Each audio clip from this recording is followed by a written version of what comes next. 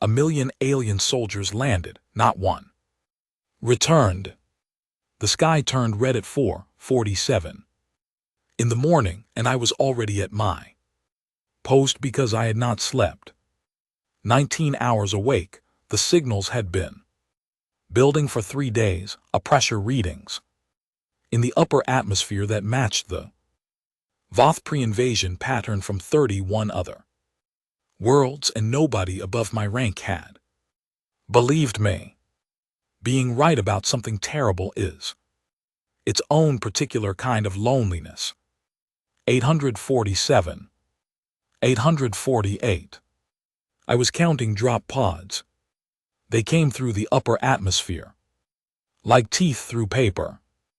Each one trailing fire, each one precise, each one landing within meters of where the Voth targeting model said it would. I knew their targeting models because I had spent 3 years with their language buried in my head like a splinter that could not be reached. I had translated their survey drones. I had decoded their population assessments, their resource surveys, their classification reports. 14 months ago, I had sat in a general's office and said in the flattest and plainest language I owned that they were coming. The general had nodded in the way of a man who would file something in the right drawer and take no further action. 860. 861. The radio at my station crackled. Sergeant Owen Graves, my post commander, 20 FT behind me, his voice low and careful. Dara, talk to me. I'm counting, I said. Lord have mercy on the math. He walked up and stood beside me. Owen was a quiet man, 12 years of service, the face of someone who had stopped registering surprise at bad news somewhere around year 4. But his face was doing something new.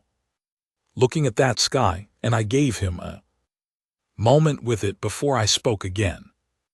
At least 1,000,000, I said. I've lost count of the ones I missed while translating. The actual number is higher. He didn't say anything. I put my headset on. The Voth Conquest Declaration came through at 502. On every frequency, simultaneously. Every channel, every wavelength, every satellite relay humanity had ever built. They were thorough, in 43 campaigns. Across 31 star systems, they had never needed a second attempt. They arrived, declared, and then filed paperwork with the clean efficiency of an empire that had been doing this long enough to have forms for it. I translated for Owen in real time. The declaration was ceremonial, almost musical in its formality. Reading it was like hearing someone cite a property deed. They named the planet, named its galactic coordinates, listed humanity as Category 4, which in Voth classification means organized, language capable, prestellar, manageable. They listed the projected duration of pacification, 7 weeks. They had completed it in 5 on the last world. What are they saying? Owen asked. I told him most of it. I softened 2 words. In the original Voth, those 2 words describe a Category 4 species the way municipal worker might describe clogged drain, a routine obstacle, a thing to be cleared, not an adversary to be engaged. The words are not cruel in their language, they are administrative. That made them worse. I did not tell Owen which 2 words I had changed. The pods were still falling, the red in the sky had thickened into something almost solid, and in the valley below our ridge, the first ones had made ground. I could see shapes moving out of them, even at distance, even through fire and dust in the hour before. Sunrise, you could tell the Voth were not built the way we are. They moved in formation so precise, they looked mechanical, column after column, spreading snorts outward in geometric patterns that matched their landing grid. Exactly, not a single soldier drifting from position. They had practiced this 43 times on real worlds with real populations. The practice showed. Nina Alcott dropped into the chair beside me. My signals partner, 4-year veteran, currently running on the particular energy of someone who has been awake long enough that spite has become a food group. She pulled up the intercept feed and stared at it. How's your Voth? She said. Fluent, I said. What are they saying down there? That this will be quick, I said. Nina stared at the formations in the valley. A muscle in her jaw worked. She had lost people at the Western Satellite stations 2 months ago when the Voth scout drones hit the grid. She had pulled a 12-hour repair shift after it, without eating, keeping the network alive through manual routing.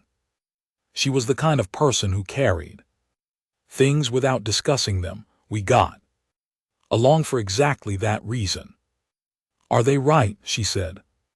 I thought about the category 4 filing and GT snorts and GT, the 7-week timeline, the 43 precedents. I thought about the intelligence brief I had written 14 months ago, the one with the accurate and comprehensive list of everything humanity had going wrong.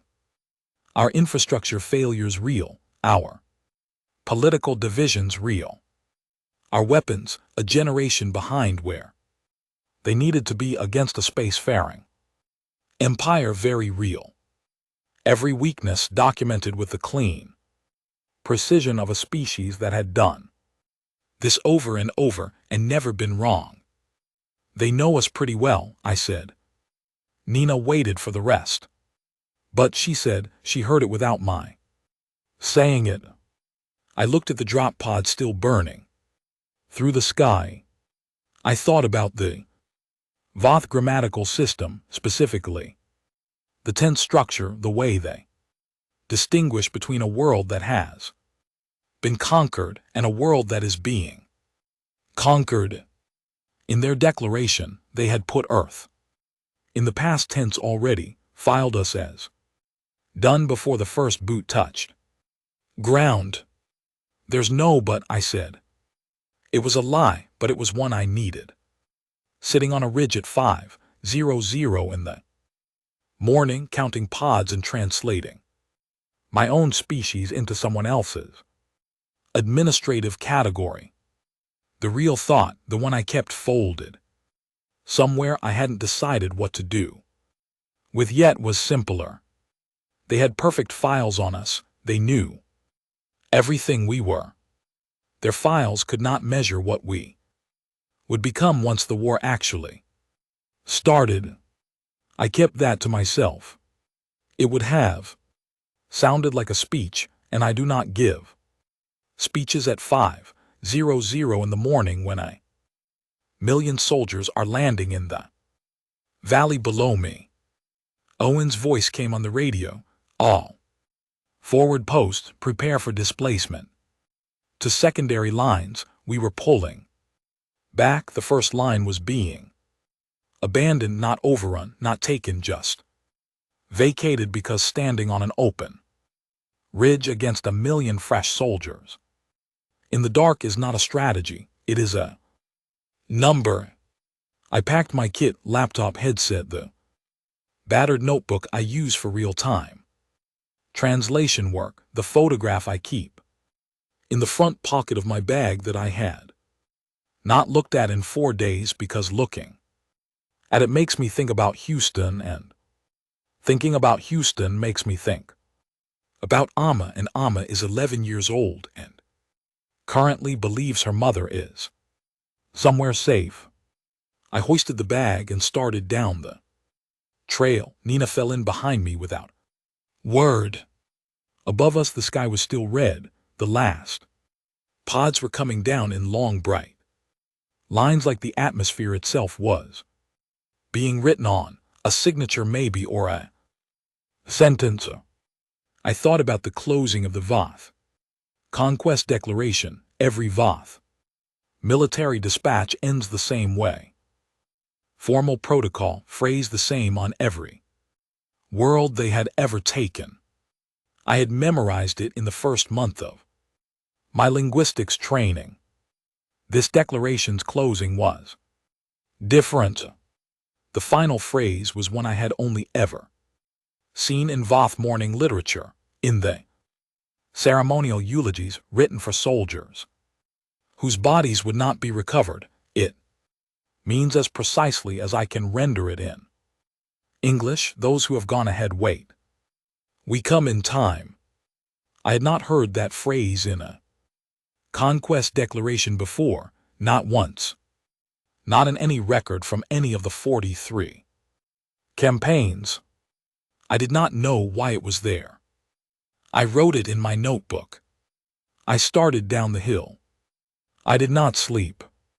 The Voth took New Delhi in 6 hours. I was at the intercept feed when it happened, translating the commander's progress reports in real-time, feeding the output to Owen, who pushed it to the general. By the time any decision came back down that chain, New Delhi was already logged in Voth files as secured. Sao Paulo took 9 hours. Their operations were beautiful in the way that very practiced things become beautiful, like watching a machine tuned so precisely it had stopped wasting a single motion. Every Voth unit had a role, every role had a sequence, every sequence connected to the one before and after, like gears in a system that had been running without interruption for a century. They hit communication infrastructure first, then power grids, then they divided their force, half pushing through population centers, half sealing perimeters so nothing moved in or out without permission. It was the same pattern across 31 other worlds. I had read the battle records from 3 of those campaigns in the original Voth. The pattern did not vary by more than 4% across the full set. They were not improvising, they were executing a known solution to a solved problem. The third week I embedded with Owen's unit, the 3rd Rapid Response, 64 people and trucks moving every 18 to 36 hours, staying out of anything the Voth had mapped and consolidated. Our job was signals. We intercepted, I translated, we passed it forward. Nina was 2 vehicles behind me. She had picked up basic Voth from listening to me work enough to flag priority intercepts before I could reach them. She had a language ear she had not known about before the war. Some people do not find what they are built for until something forces the situation. The intercepts changed in week 3. Not the content, the tone. In the first 2 weeks, Voth commander communications had the quality of professionals doing familiar work. Progress reports filed crisply. Timelines maintained, numbers logged. The verbal equivalent of checking items off a list, confident, somewhat bored. The military version of a professional who has stopped finding the work interesting. Week 3, I started hearing something new in the verb forms. The Voth language marks uncertainty. Grammatically, it is embedded in verb endings not stated directly, and it is subtle enough that the military translation algorithms being used by our signals division were not catching it. I caught it on a Tuesday morning on the 12th intercept of the day, and I sat with it for a moment before I flagged it. They were confused. Not lost, not coming apart. Professionally, functionally confused. The precise disorientation of a machine. Getting readings it was not designed to process. I flagged it in 3 separate reports. I used plain, clear language and included concrete examples with the grammatical structure explained in a footnote for the analysts who were not linguists. The general's office responded. Continue monitoring, maintain current displacement protocol. I stared at that response for a while. Nina looked over at me once. Nothing, I said. I went back to translating. On day 18, I intercepted a summary of the VOTH internal intelligence assessment for the campaign filed upward to Fleet Command, reviewing conditions on the ground against the original projections. Nina flagged it as priority before I got to it. She was getting good. I read it 3 times. It was accurate, the entire thing. Our fuel reserves correctly estimated. Our remaining satellite network capacity almost exactly right. Our projected military resupply timeline. Our civilian evacuation rate. The structural issues in the Eastern Defensive Corridor. All of it sourced, all of it documented, all of it precise. I sat with that assessment for an hour. Then I got out my personal notebook, not the translation log, and wrote a response to it, not a formal response. A private one, because some things need to be somewhere outside your own head. I wrote things the VOTH assessment does not contain. Then I made a list. How long a human being can function on 3 hours of sleep, and something worth being angry about. What happens to a soldier who has already accepted they will not survive and keeps going anyway because the going has become the point? The specific kind of stubborn that in any other species would be classified as a failure of rational decision-making, but in humans appears to be structural. I stared at that last line for a while. Then I put the notebook away and went back to the intercepts. Sao Paulo was the thing nobody could explain from the outside. The VOTH had taken it by every metric. In their system, it was secured. Infrastructure down, perimeter sealed. Population centers contained, commanders. Report filed. Sao Paulo was logged as closed. Sao Paulo was not closed. Day 21, I started picking up Sao Paulo area commander communications that had a new quality, terse, stripped of everything except the essential, the language of people with no time for anything except what is directly in front of them. The city was fighting, not as a military force. There was no unified command, no coordinated strategy that matched any VOTH tactical model. It was happening by neighborhood, by block, by building. 100 separate actions with no connecting authority, none of them large enough to be classified as a military engagement.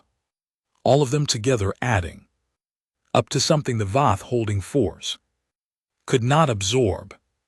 The VOTH had secured Sao Paulo the way you contain a river, by building walls around it. They had not accounted for the fact that a contained river does not need a direction to keep moving. Owen read my translation summary. He was quiet. How much reinforcement are they sending in? He said. Enough to tell you they're worried, I said. He nodded slowly. A lot of soldiers going into a city that has no intention of being held. Yes, I said. He went and briefed his unit. I do not know exactly what he told them, but they came out of the briefing looking different, not better in any cheerful Sense but steadier. The look people get when someone has given them the truth, and it turns out the truth is something they can carry. On day 24, I intercepted a routine end-of-day operational log from a VOTH. Unit officer, standard filing numbers, positions, status updates in the expected format. I almost moved on to the next one. The closing phrase stopped me. Every VOTH military operational log ends the same way. I know the protocol in my sleep. This log ended with something else. The morning phrase, the one from VOTH eulogies for soldiers not expected to return. I went back through 6 days of intercepts immediately. The phrase appeared 19 times across different units, different locations, different command levels. 19 times. Embedded in routine operational documents, inserted into the closing of reports filed by soldiers who were by all standard metrics doing their jobs correctly. They were writing their own farewells into their paperwork. I wrote the most careful report of my career that evening. I explained the phrase, its origin, its usage history, what its appearance in operational documents communicated about the psychological state of the soldiers using it. I explained that in 43 campaigns this phrase had not appeared once in VOTH military communications because in 43 campaigns it had never been warranted. Owen read it before I sent it up.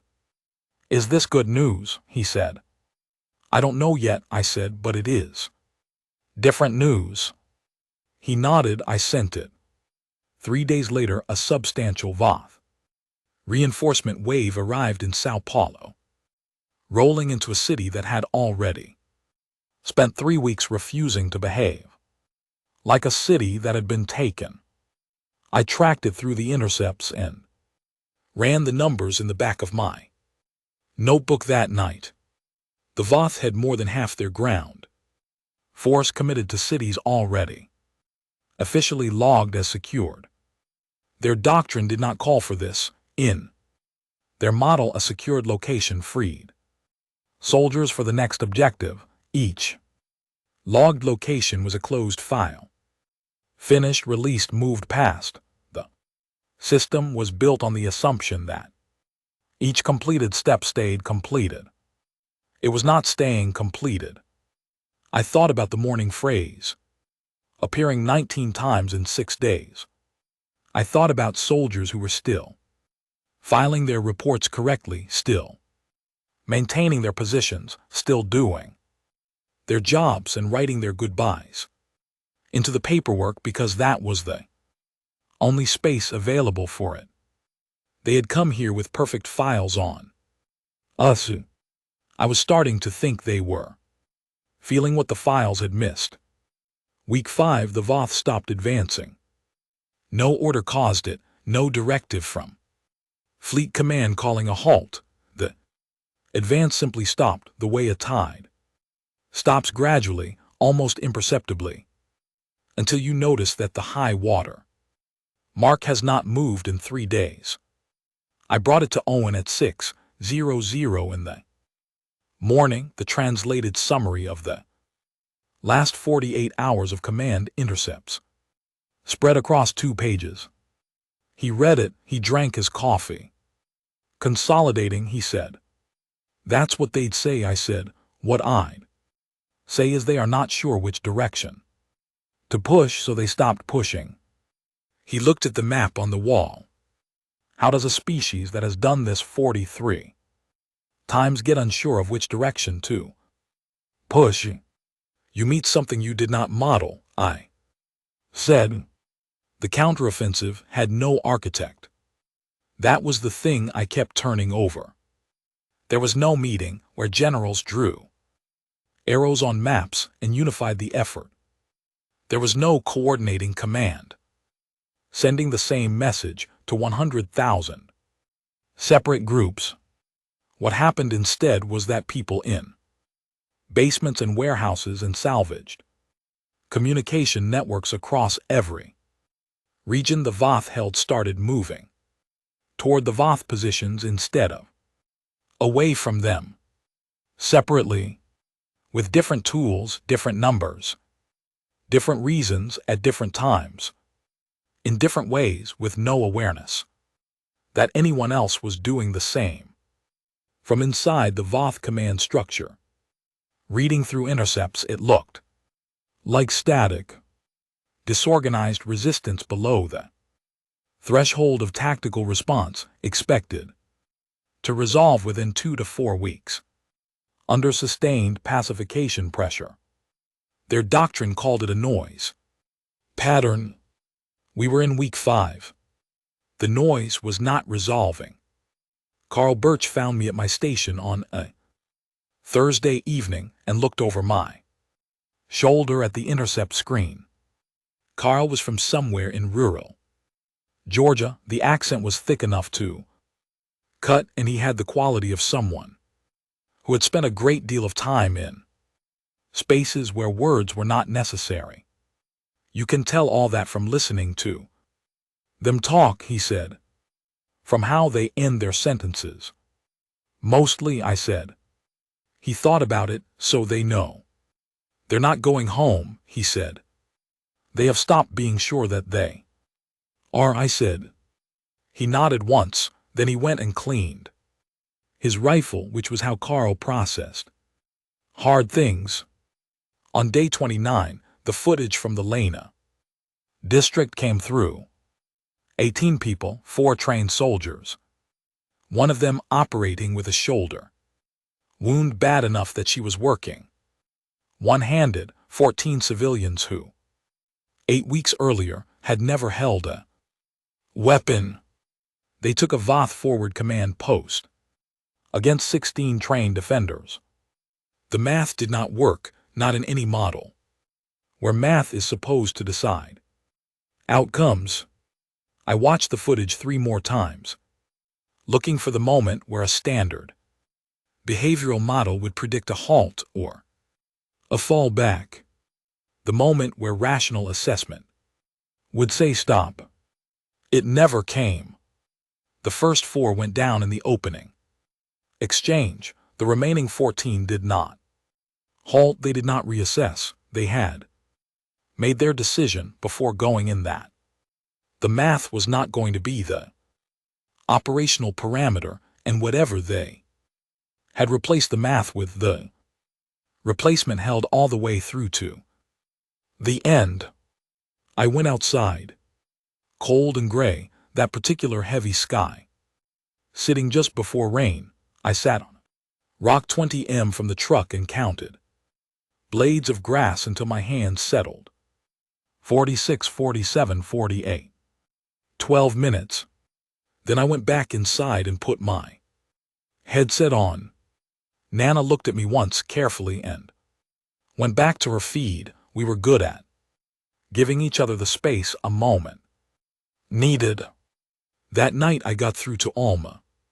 3 minutes. The satellite window was short and the signal was routing through 3 relay stations, so there was a lag. And her voice came through in chunks.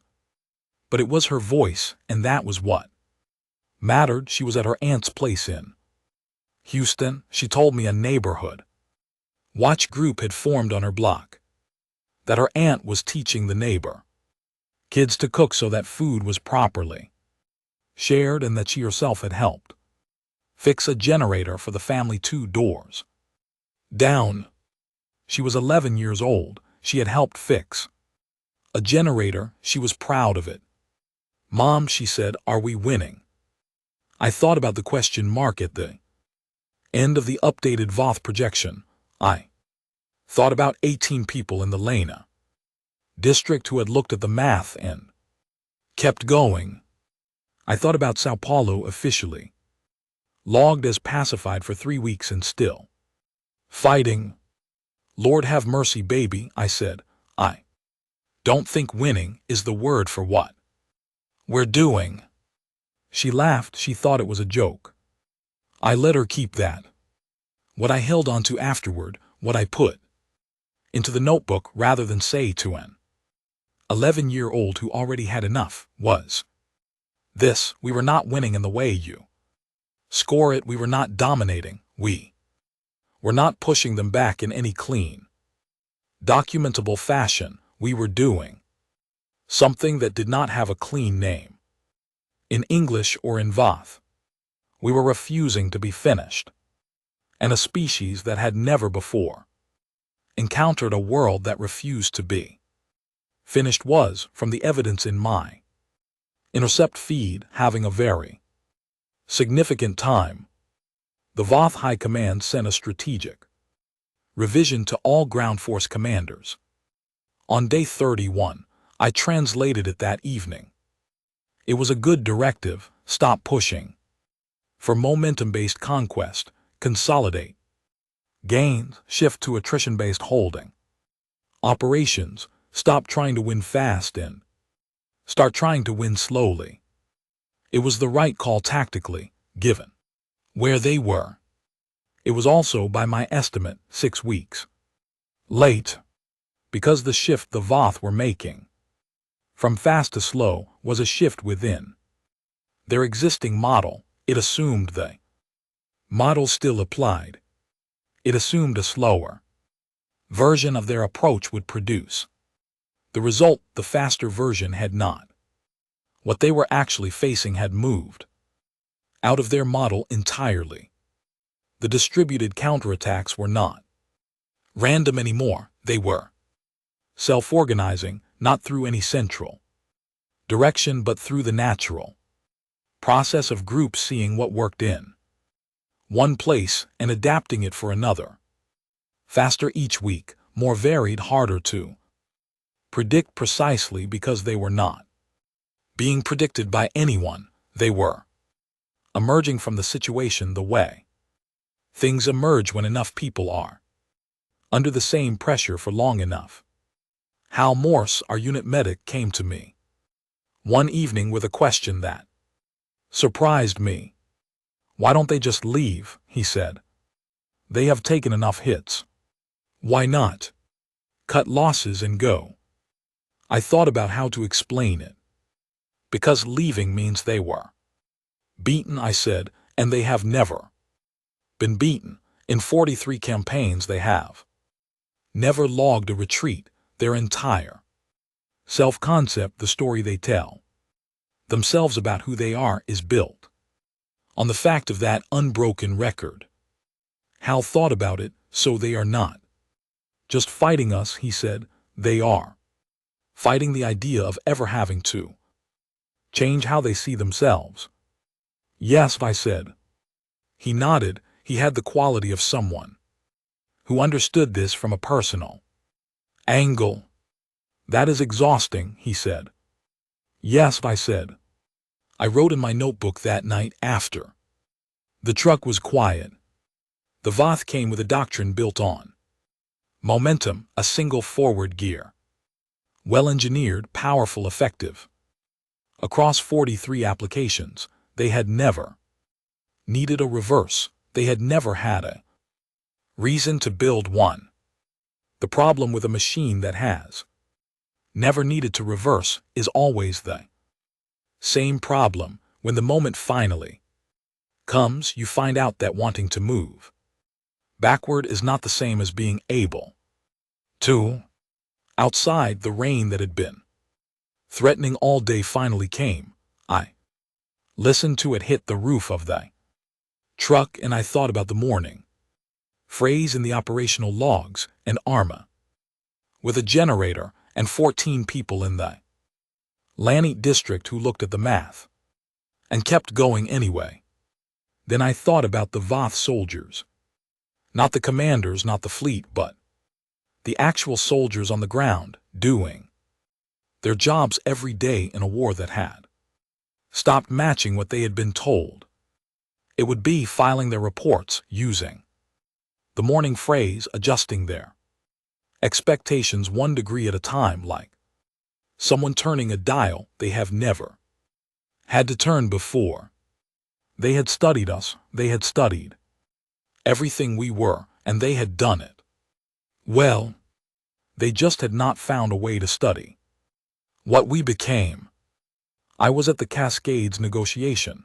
I am one of 4 people who know what actually happened there. But that comes later. Month 2 opened with the Voth command filing a threshold assessment, an internal review required by their doctrine when a campaign exceeds 100% of its projected duration.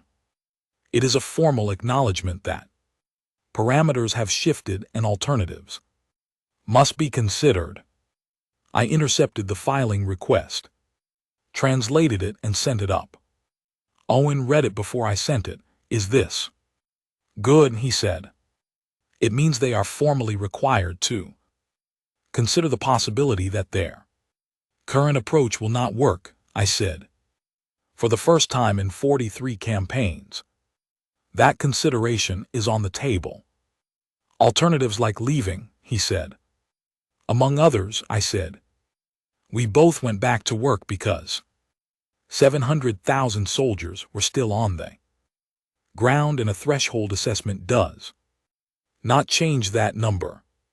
The ground war in month 2 was different from month 1 in ways that did not appear in the numbers. The Voth still held the cities they had taken. Their supply lines were intact. Their command structure was functioning. And GT snorts. And GT, their casualty count was significantly lower than ours. On paper they were winning, but the texture of their communications had changed in ways that only showed if you had been inside their language long enough to know what it sounded like from the inside. They had stopped using the future tense. Not formally, not an official command level documents where projection language was still required, but in the operational communications, the day-to-day logs, the unit reports, the kind of language soldiers use when they are talking to each other rather than performing for the record, the future had gone quiet, where a unit commander in week 1 would write, "We will push to the eastern perimeter on the 14th, a month 2. Commander wrote, "We hold the eastern perimeter and stop there." Present tense, immediate frame, no projection forward. They had stopped assuming there was a future to project into. I flagged it in 2 reports. I kept the language as plain as I could make it. Carl Birch found me one evening while I was working through overnight intercepts. He looked over my shoulder in the quiet way he had. "They know they are not going home," he said, not a question. "They have stopped being sure that they are," I said. He thought about it, then he cleaned his rifle and went to bed, which was as much as Carl ever needed to say about a hard thing. The surrender requests began in week 7.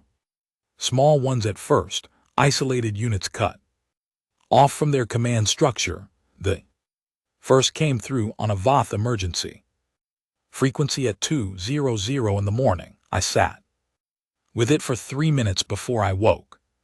Owen, the Voth surrender protocol is formal. There is a specific phrase for it that I had found in their historical records from wars 2 centuries ago before the unbroken run began. It means, in the closest English I can produce, "We have already mourned ourselves, we surrender what remains." The unit was 40 soldiers, Owen confirmed the location and relayed up. Response came back, "Secure and hold." They were alive the next morning. I noted it, I moved on. The numbers grew. By week 8 we held over 4,000 Voth prisoners across 2 locations. They were being fed. They were not being mistreated. No one had a Formal policy beyond keep them and do not hurt them, because the situation was moving faster than planning could. Follow. I had been thinking about it since the first surrender, about what the answer to the question of what to do with them would communicate to the Voth fleet, which was still parked out there watching. I wrote a proposal over 3 days.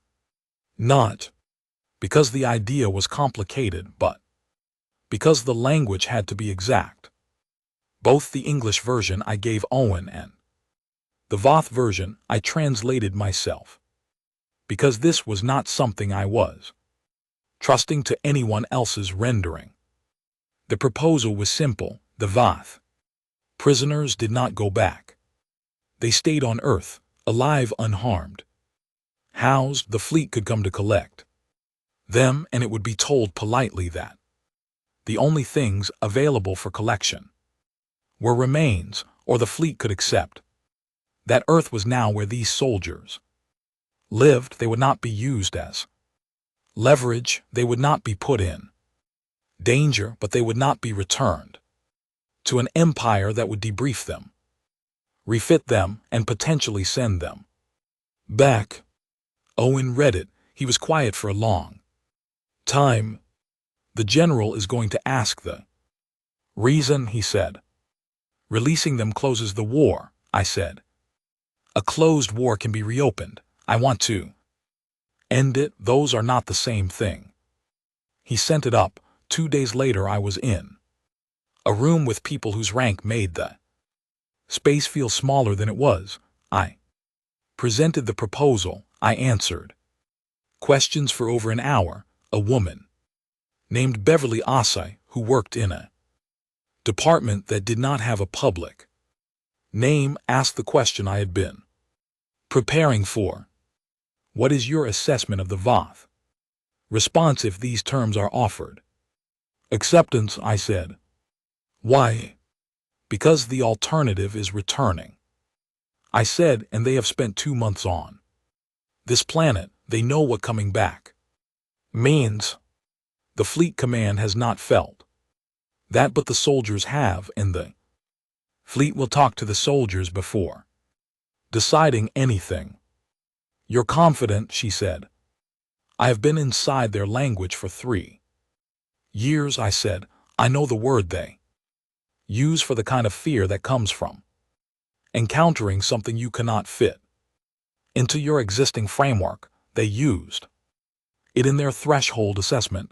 They will use it again when they hear these terms, and when a Voth officer is genuinely afraid, they do not fight. They calculate. She made a note. The proposal was accepted with modifications I did not fully agree with, but could live with. The Corps held. Then came the situation in the Cascades. A unit of 200, the last organized Voth fighting force in the region, holding a mountain position they had defended for 3 weeks against multiple attempts to remove them. These were not broken soldiers. They were exactly the opposite. Selected, trained, deeply committed. Their commander had been using the morning phrase in his operational logs for 6 straight weeks. He knew this was the end. His entire unit knew. There is a difference between a soldier who has given up and a soldier who has accepted an outcome. The Cascades unit was the second kind, which made them in one direction more dangerous than the first, and in another direction, the one I had been thinking about for several weeks, more reachable. Nina found me when the location was confirmed. She looked at me with the question she was not going to say out loud. I'm going in, I said. Alone, she said. With a translator, unit, speaker, and mic, no weapon. She was quiet. I have spent 3 years inside their language, I said. I know what they are afraid of and what they are not. I know what they are not prepared for. What are they not prepared for? She said. I thought about it. Someone who understands them, I said, and walks in any way. Owen cleared it with the general. It took 40 minutes. I used those 40 minutes to pack what I needed, and specifically not to look at my phone, because looking at my phone meant calling Houston, and calling Houston meant losing my nerve. And I had not come this far to lose my nerve at the last step. I went in.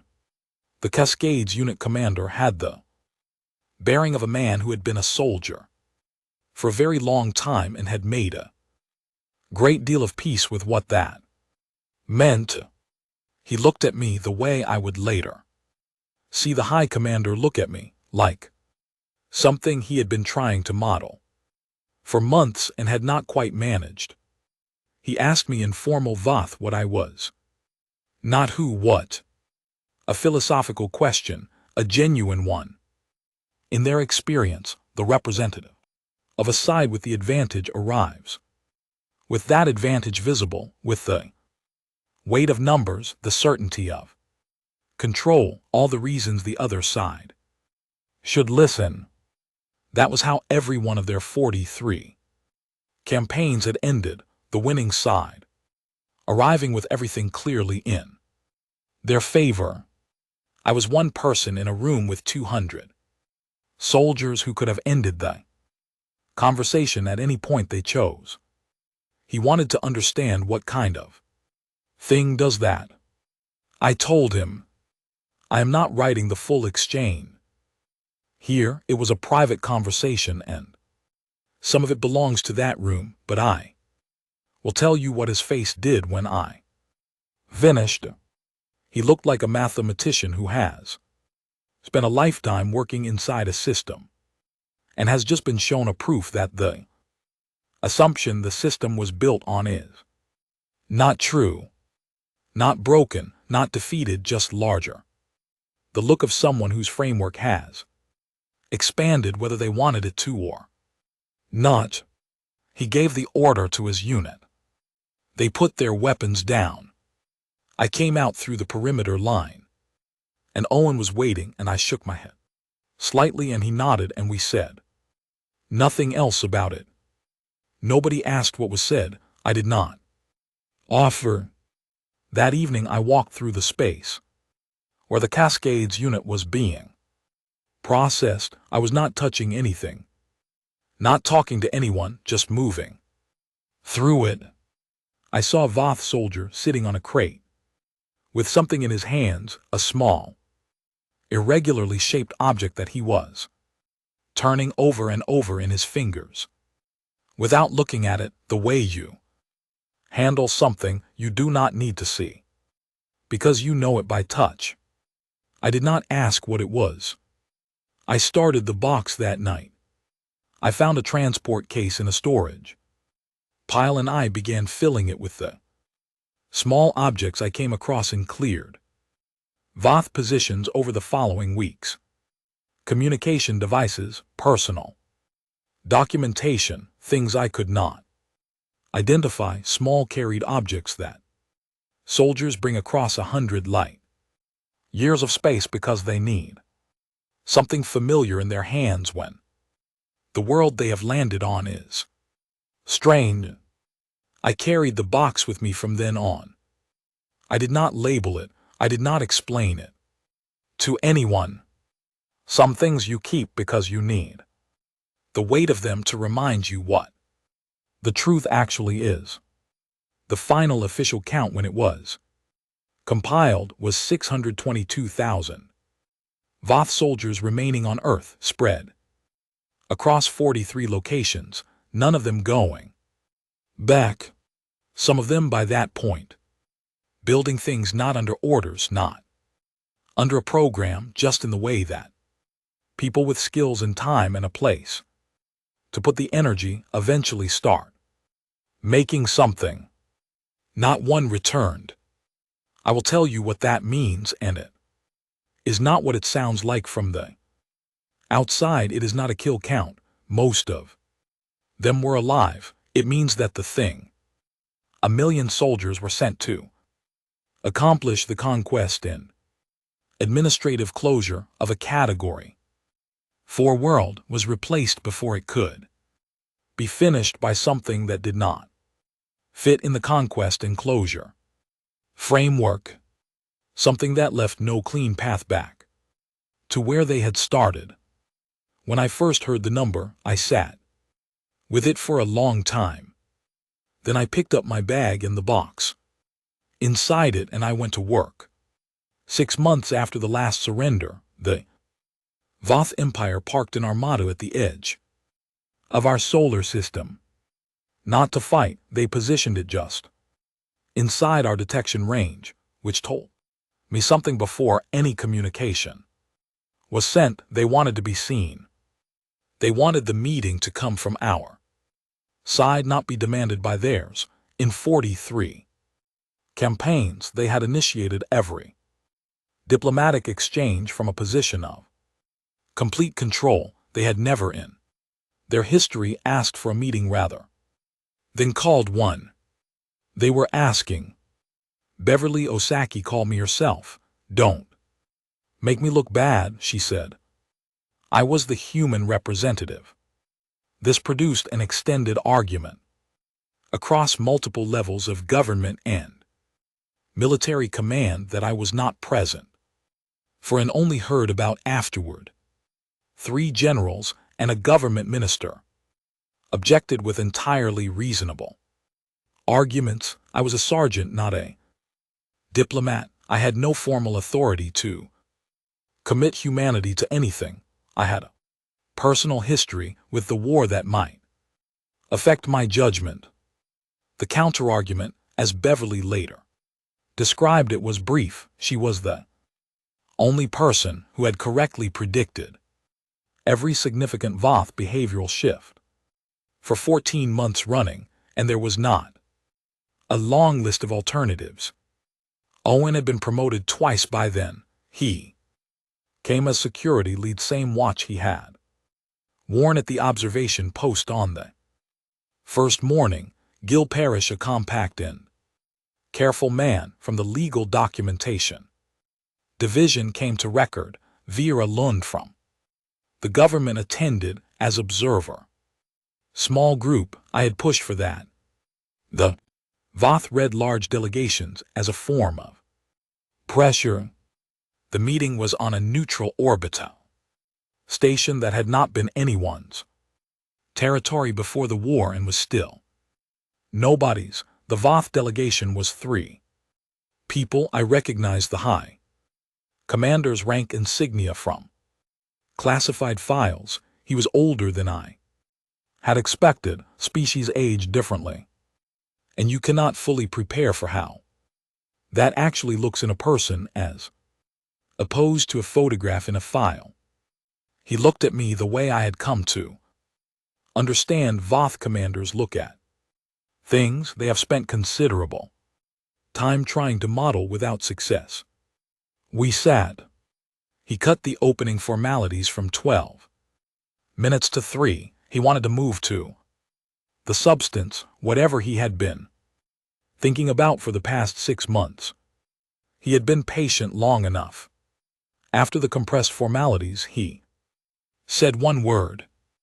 In Voth philosophical register, it is the word used when a thinker has reached the edge of their existing framework and needs a new one.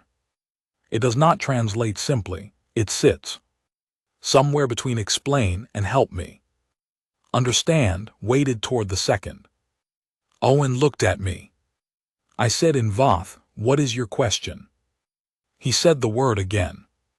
Then he followed it with a formal sentence I had been expecting for a long time, expecting it since the first week of the war, since the morning I heard the morning phrase in a routine operations log, since the evening I watched 18 people look at the math and keep moving anyway.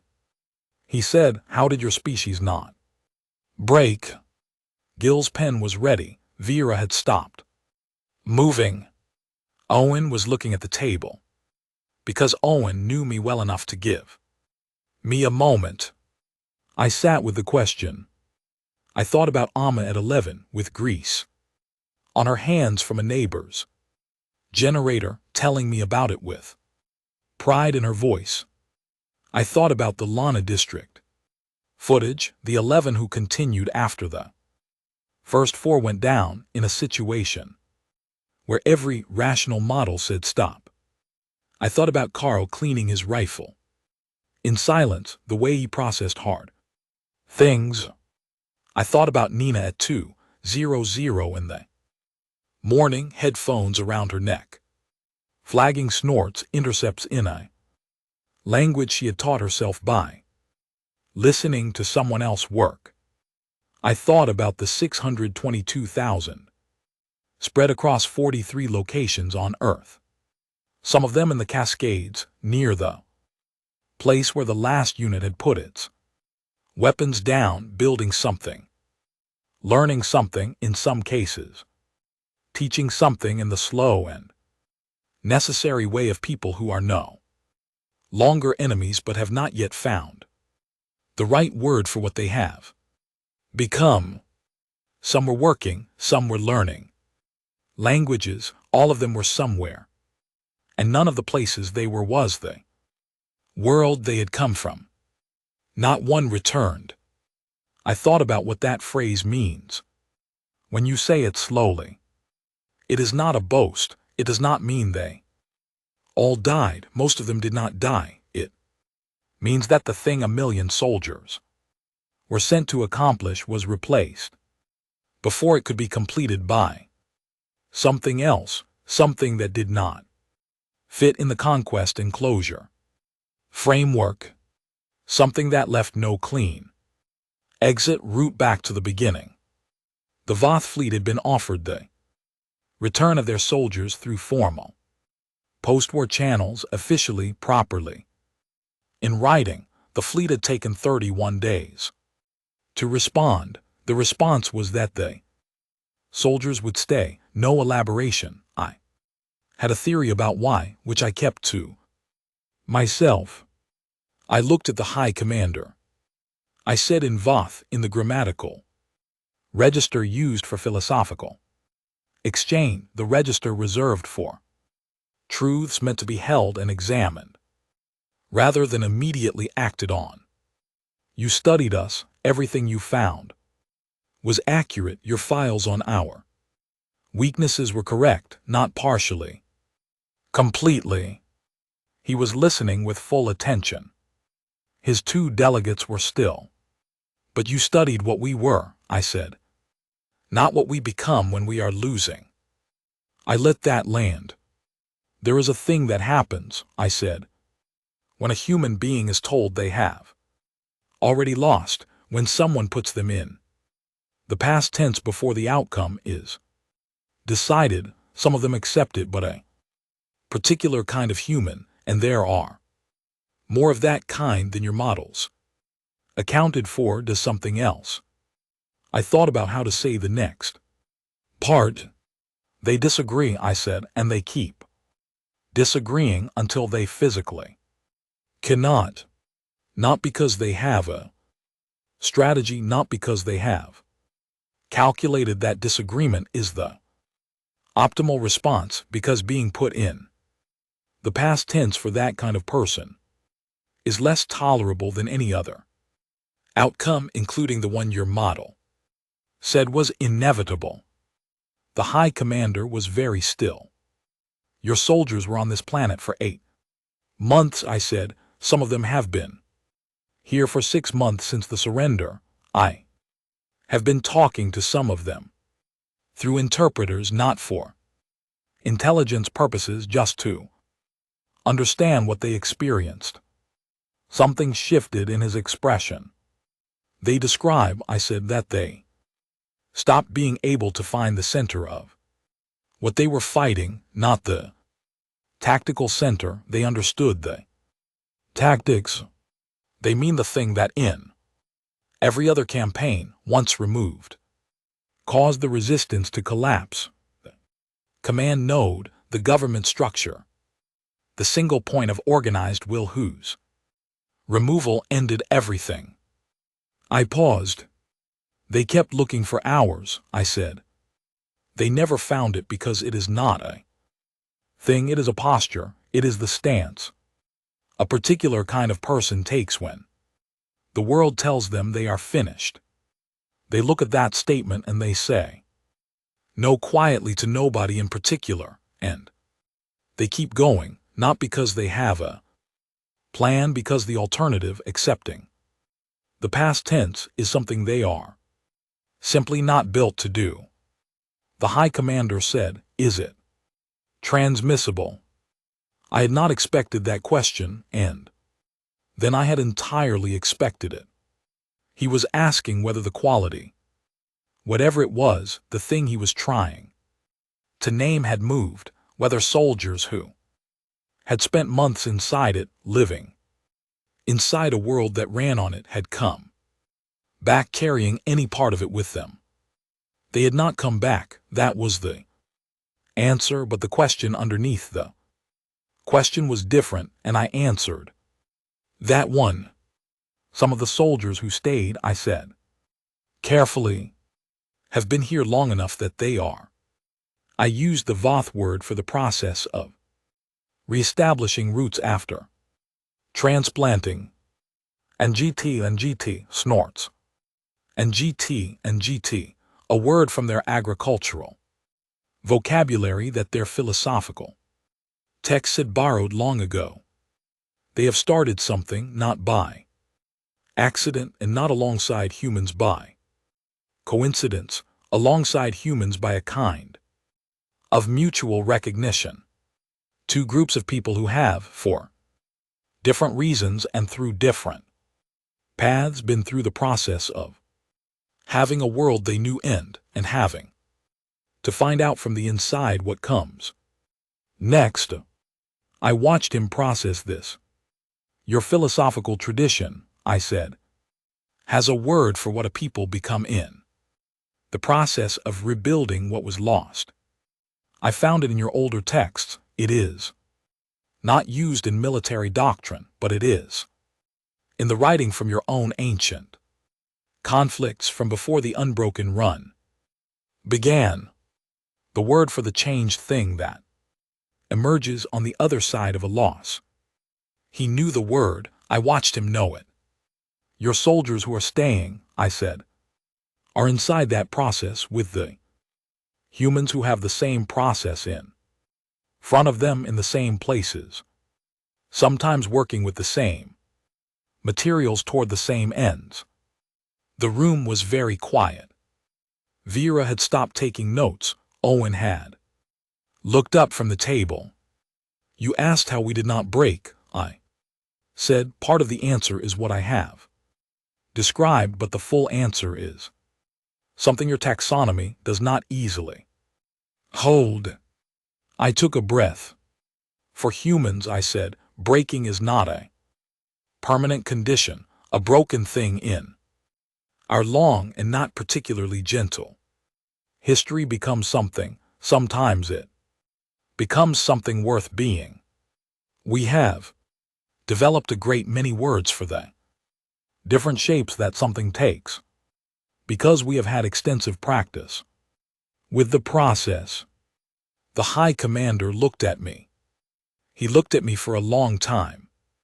Then he asked the question I had known was the real one since Beverly had first asked it 6 months earlier, in a room full of people with rank enough to make the walls feel closer. Does humanity intend to send forces to the Empire? No, I said. Why?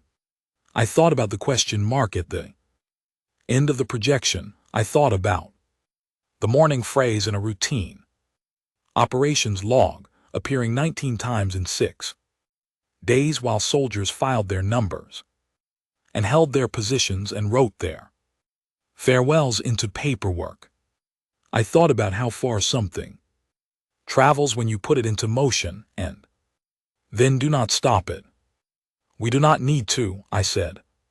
He understood. I watched him understand. It took 3 or 4 seconds, and in those seconds, His face moved through something I had not expected to see on the face of a commander of an empire that had spent 2 centuries conquering without loss. He moved through the particular stillness of a very long certainty, coming quietly undone. Not rage, not grief, something more like the careful release of a breath held longer than lungs were designed to hold. "It," he said in the formal closing register of Voth diplomatic process, "we acknowledge receipt of these terms." I said in the same register, "We acknowledge receipt of your acknowledgement." That was the formal end.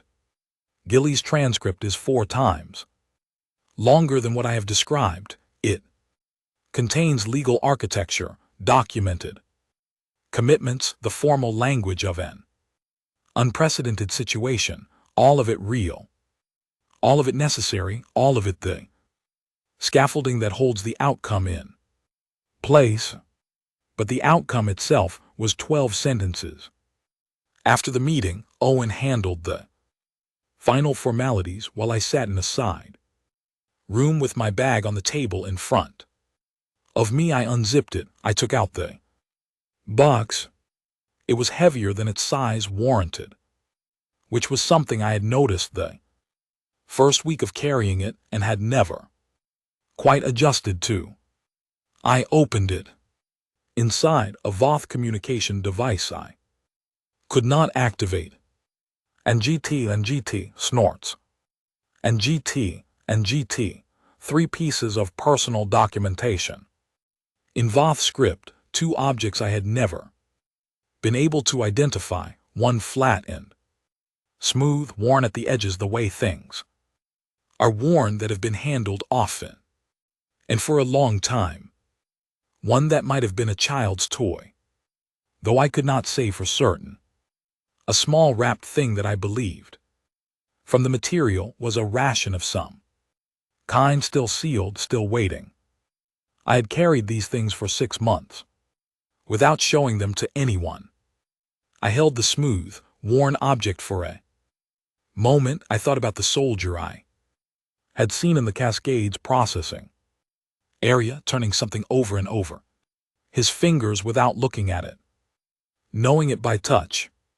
I thought about whether that soldier was among the 622,000, whether he was somewhere in the mountains now or in one of the other 42 locations, learning the names of things in a language he had not expected to need, building something he had not expected to build.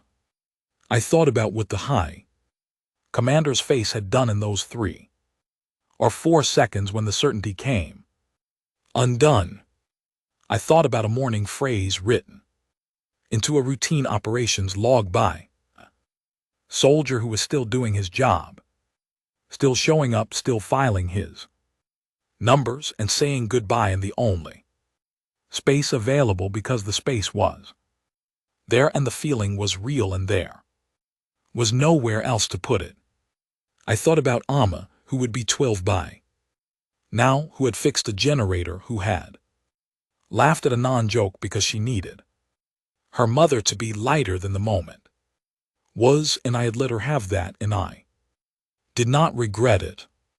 I thought about Owen on the first morning, standing beside me on the ridge. How many, he had said. At least 1 million, I had said. 1 million soldiers, 320,000, who did not survive the fighting, 58,000, who did not survive conditions that would not have been fatal anywhere else. The Voth had ever fought cold, disease, terrain, the particular hostility of a world that had not decided to make things easy for them.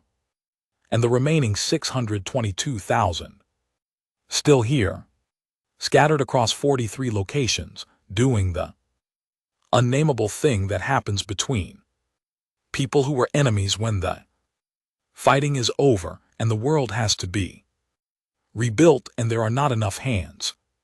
Not one returned.